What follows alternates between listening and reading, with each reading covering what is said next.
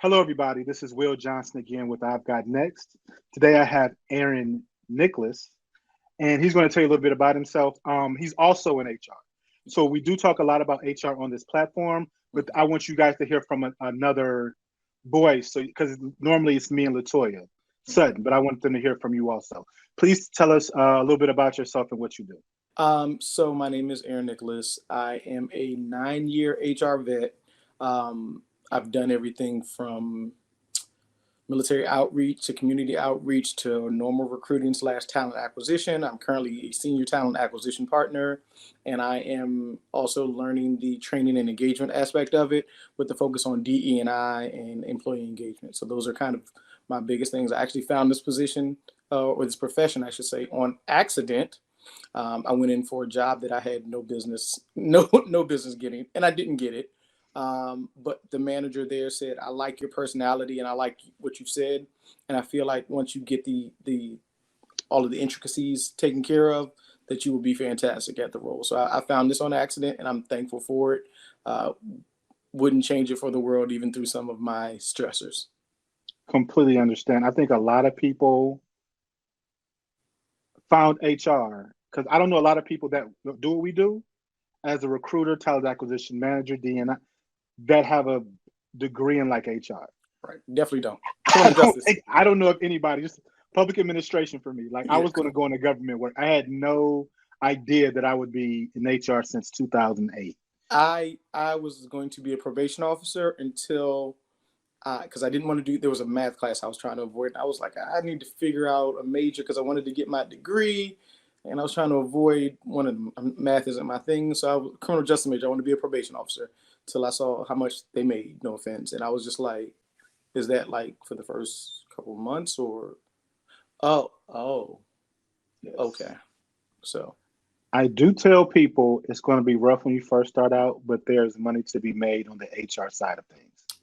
Companies cannot run without us at all. it's funny that you say that because ironically, I was looking at some of the postings and I'm like, y'all really just you want to pay whatever the small amount and think that it's going to work out for you. It's not. You have to spend money on HR. You definitely get what you pay for. 100%. So you said you got into it on accident.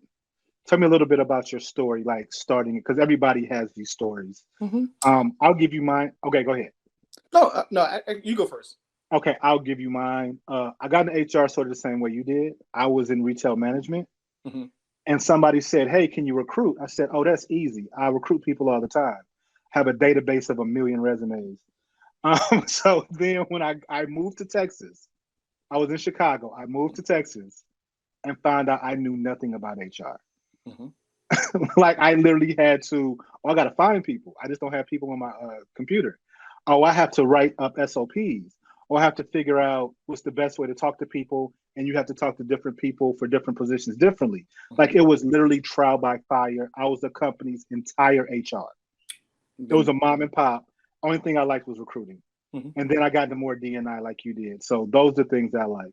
So tell me about like your ascension into where you are now. I'm currently writing SOPs and they drive me crazy because it's like, shouldn't we know this stuff? But Yes. so I interviewed at a mortgage company and it was the best interview of my life, not just because of where it led me, but I walked into the office and it was this short lady with purple brown hair, like mixed in. She had on jeans and cowboy boots. And I walked into an office, the lights were off with like, not ring lights, but like hanging, dangling lights that were lit in her office. And I was like, what is going on here? Um, did the interview. I knew I wasn't going to get the role. It was out of my league. I don't even know how I got called for this particular role. But one thing that I mentioned to her is my work ethic. I hate to be outworked. You can be smarter than me. You can work faster than me or whatever that looks like, but you're not going to outwork me. So rather that means I work longer. Uh, I come in on my off days. You're not going to outwork me, and that's kind of my mindset. And I actually told her a story because I follow this Will Smith. Well, I don't follow it.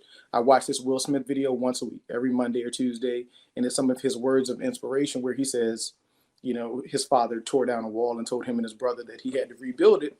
And he said, I can't build a wall. What are you talking about? And essentially the goal was, you don't focus on building a wall. You focus on laying this one brick perfectly. And you take that mindset into the next brick and the next brick. And at some point you have a wall.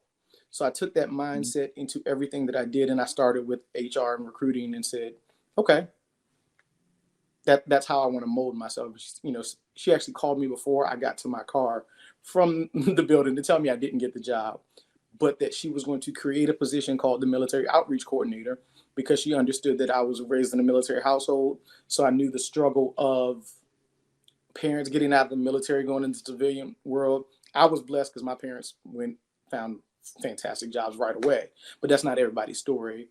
So going through TAPS and transition assistance, it helps you build that train into the working world, and some people need that.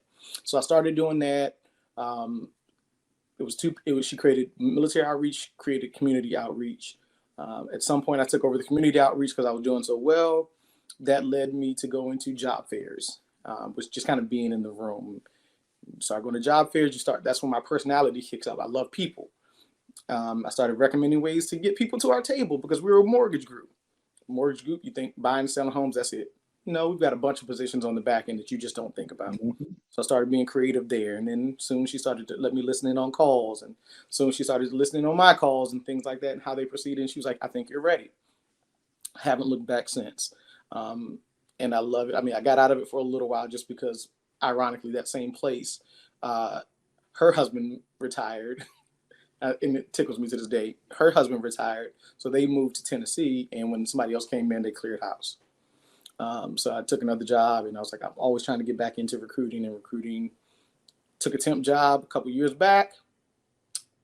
Was scared, but I was like, I would rather leave this job where I'm killing things. It was at a online admissions for a college. I was killing things.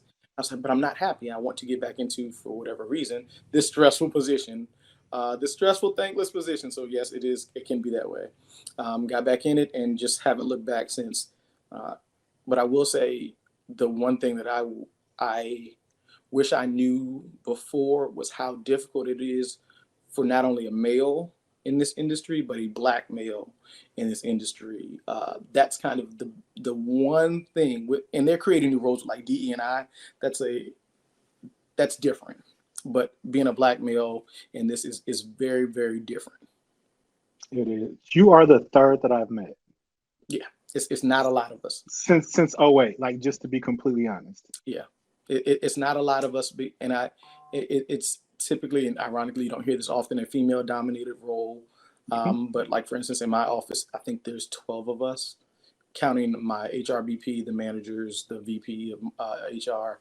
It's 12 of us. It's 2 guys. One's a white guy and one's me. And when I tell you I feel it every day that I'm the only guy, I do. I deal with it because I love what I do, but I feel it. I completely understand that. Tell people a little bit about what we know what it means, but tell them what D&I is and why it's so important.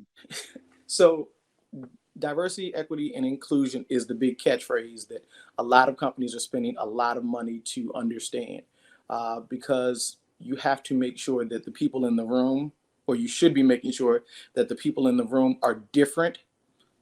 Because if there's 10 me's in a room, we're always going to see things the same way.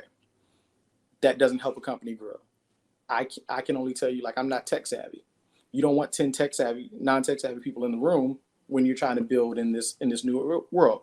But also that means diversity. That's age, that's race, that's gender, whether it's fluid or binary, that is sexual orientation. Those are some of the bigger ones. But you also have to talk about people with disabilities of whatever area. So having different people in the room, ethnicities, all of those things, you want all of that in your room. That you want that melting pot to be great. Equity is another one of the catchphrases where it's trying to make sure that everybody has a fair chance for greatness or for having their voice being told. Inclusion is the big one for me. Again, because of my situation being a Black male, is making sure that when I put you in this room, because you're diverse, that your ideas and everything that you bring forth are actually included and feeling tied to your work and the job that you do. Because if you have an employee that's there, that's not tied to it, and they don't care, they're going to leave.